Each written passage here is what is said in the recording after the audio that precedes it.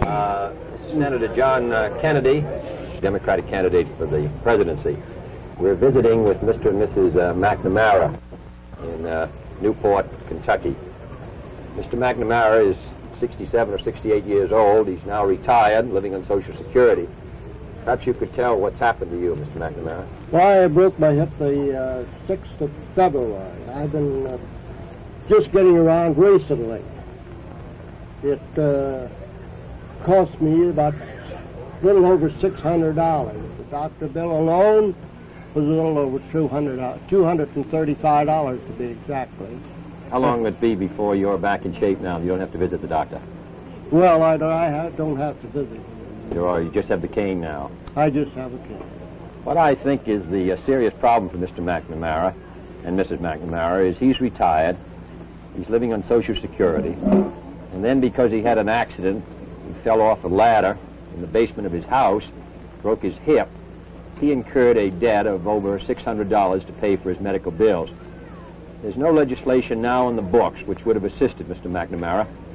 The average Social Security check is only around $78 a month, and whatever savings they may have had would have to be spent to pay for his bills. Under the program which I'm advocating and which I hope the next Congress will pass, and we came close to passing it in the last session, Mr. MacNamara and Mrs. MacNamara, who are under Social Security, would receive assistance from the Social Security Fund in paying for their medical bills.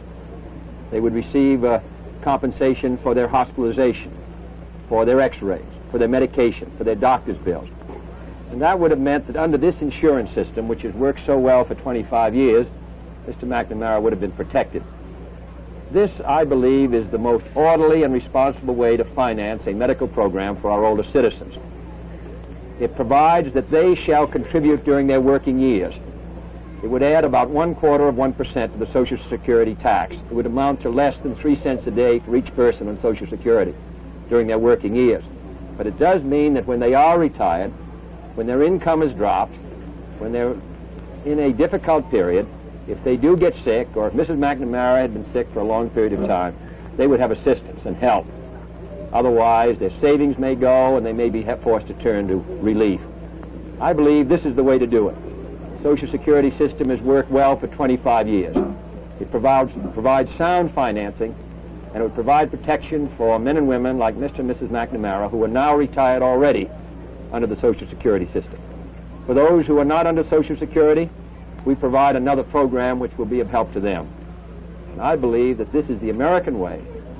Pay as you go, everyone contributes, but it does provide protection for one of our most vital needs. Don't you feel that if the Social Security system had funds which would be available to you, that it would have been great help and saved you a good deal of money? No doubt about that. There is no doubt about it all. In my mind, that if the Social Security can handle it, if they will handle it, and with very little cost in my way of thinking. Well, it would amount to less than 3 cents a day each individual during your working years. Now that amounts to less than $1 a month, which would be about $9 or $10 a year for each person, which would ensure you that when you're retired, 62 if you're a woman, 65 if you're a man, that you would get help.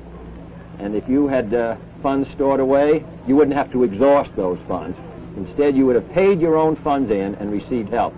And I must say that and housing, decent food and shelter, and care for the medical bills, I believe can make your older period a much more satisfactory one. Thank you, Mr. and Mrs. MacNamara. I think your experience tells more than any words of how important it would be. This is an opportunity of a lifetime. The choice for medical aid to the elderly is clear. The Republican pauper's oath or Senator Kennedy's plan through Social Security. Choose the Democratic way. John Kennedy for President. Presented by Citizens for Kennedy.